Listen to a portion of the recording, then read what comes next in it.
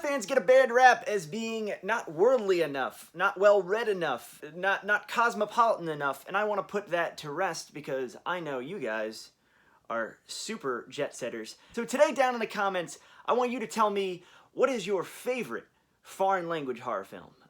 If you can understand what I'm saying, if you are a English as a first language, English as a dominant language speaker, what are your favorite horror films that you have to watch in a different language? Hello, I'm Adam Caesar. This is Project Black T-Shirt. I'm back, and this is the channel where we take a new release horror movie or a new release horror Blu-ray, sometimes more than one, and pair them with a piece of horror literature that you'll enjoy if you enjoy those films.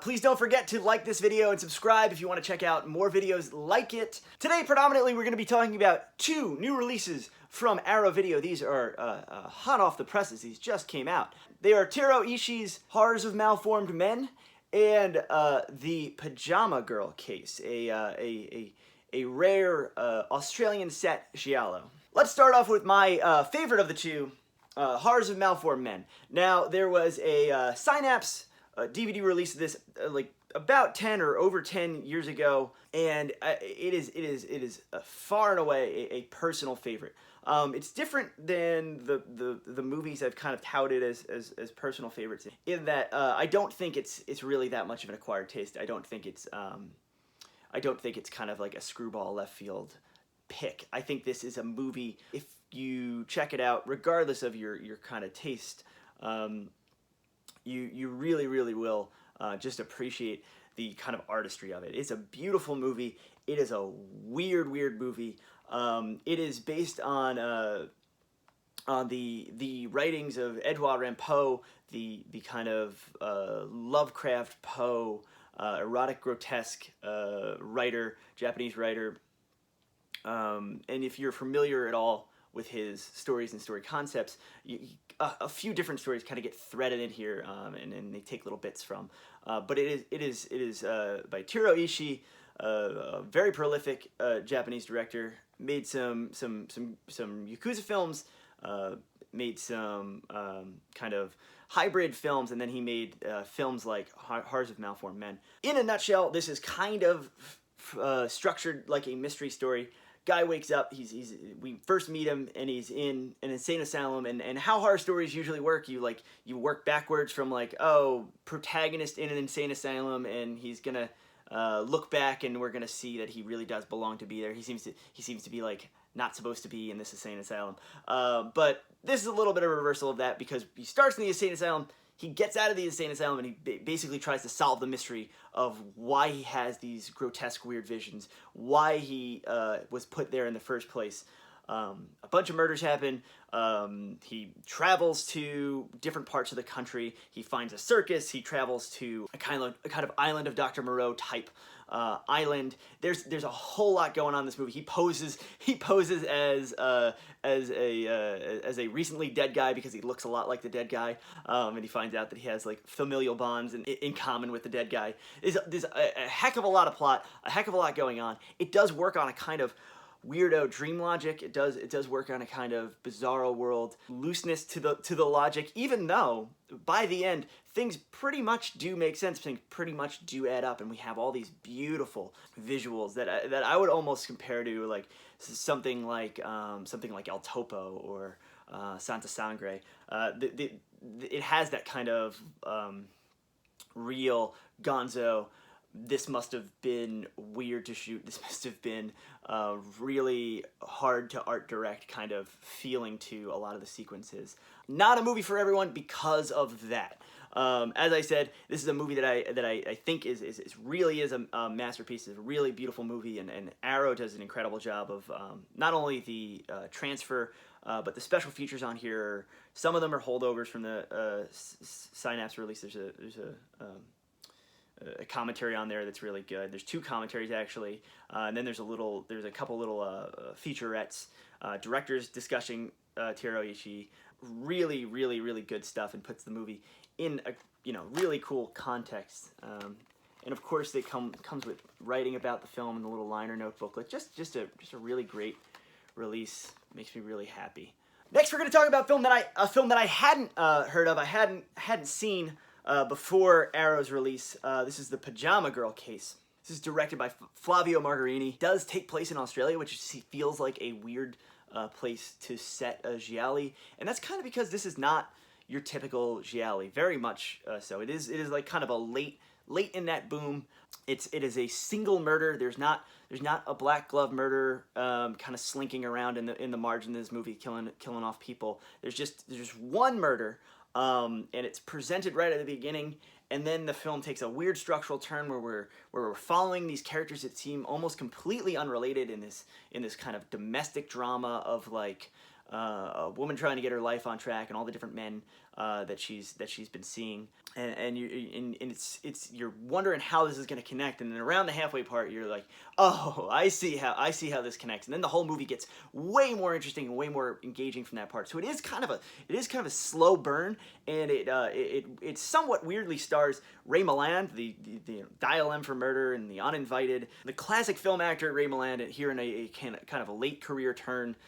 Dubbed over. They didn't shoot sync sound, so it seems a little off, a little bit uncanny valley Ray Milland. But he's great in the movie.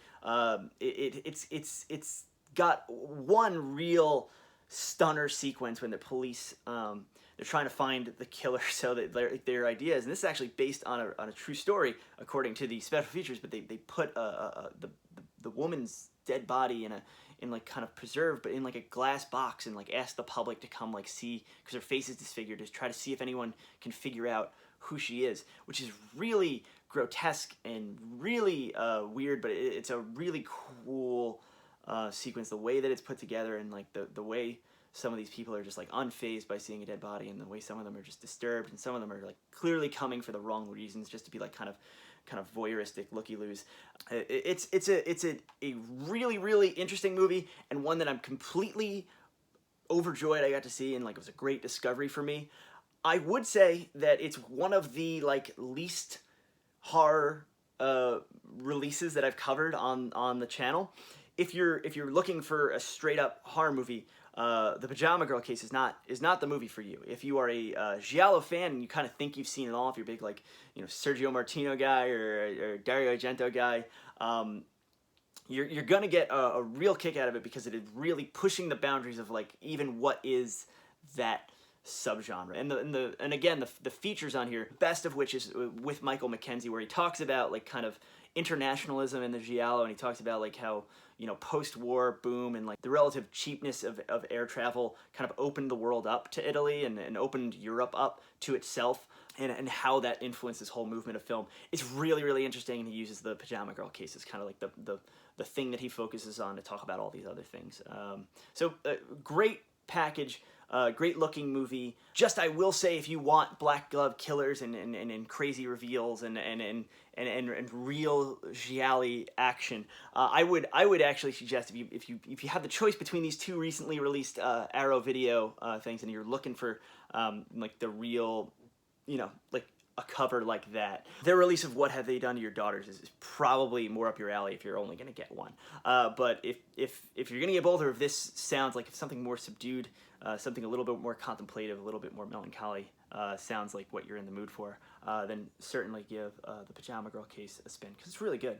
For today's book recommendation, a name that's going to be familiar to a lot of the viewers out there. Fangoria has entered the book publishing arena, and they were kind enough to send me an ARC, an advanced review copy of Our Lady of the Inferno by Preston Fossil. It has a beautiful cover. They're doing this like where they're clearly putting like spine numbers on them and branding them with like the Fangoria insignia. So it's a good looking book. They will line up nice on your shelf when they're doing these releases. The next one's going to be a reissue of My Pet Serial Killer by Michael Seidlinger. But I will say that Our Lady of the Inferno itself is well worth picking up, well worth the read. It is definitely not what you'd kind of expect. Fangoria is under new management, and they've really kind of expanded the brand and kind of really classed up the brand, because I think 15 years ago, if you were like, oh, Fangoria's coming out with something, it would be kind of geared towards like, fellas in black t-shirts like myself, but I think this is a little bit more literary, a really kind of almost a slow burn. It concerns Ginny, who is this this kind of bottom girl, this kind of top prostitute for her pimp. She kind of keeps all the other girls in line. She's almost like a teacher slash mother figure to all the other girls on 42nd Street. It is a period place, takes place in 1983. Ginny's got her sister who she's trying to take care of and keep kind of away from this life, give her some sense of normalcy. So we have that story going on, which is not really horrific at all. And then we have this other parallel story taking place with Nicolette, who's this works at a junkyard, complete disassociated sociopath who doesn't even use other people's names. She doesn't see people as names, and she has this wild.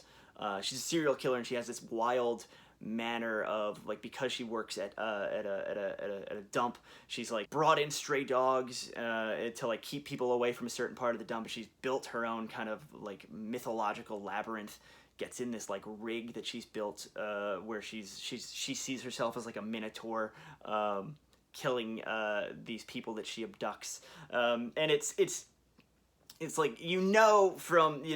from Chapter 2 that these two stories are clearly on a collision course. You're just not sure how it's going to work out. I will say that it takes a little while to kind of put the pieces into place and to get things moving, but the story has such a kind of nice flavor, such a nice period attention to details that you really do like it. Fossil's writing itself is it's kind of present tense, very immediate, draws you in, very pretty, very good writer. So I think you're gonna have fun with this. The cover kind of says it all. The cover kind of pulls you in with that neon drenched look to it, and we've got Nicolette there with her horns, her minotaur's horns, and it's really, really well worth the trip. It's a longer novel. For me to dedicate the time to a book this long, it has to be good. It has to be good to get me all the way to the end there, and it is very good. After your kind of grindhouse fix, international hoity-toity grindhouse fix with those movies, it would be the perfect time to pick up Our Lady of the Inferno. Please don't forget to like this video and subscribe if you want to check out more videos like it.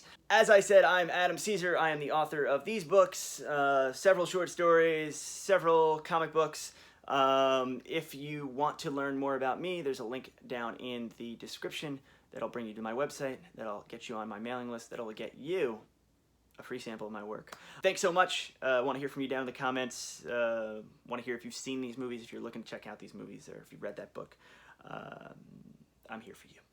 I'll see you next week.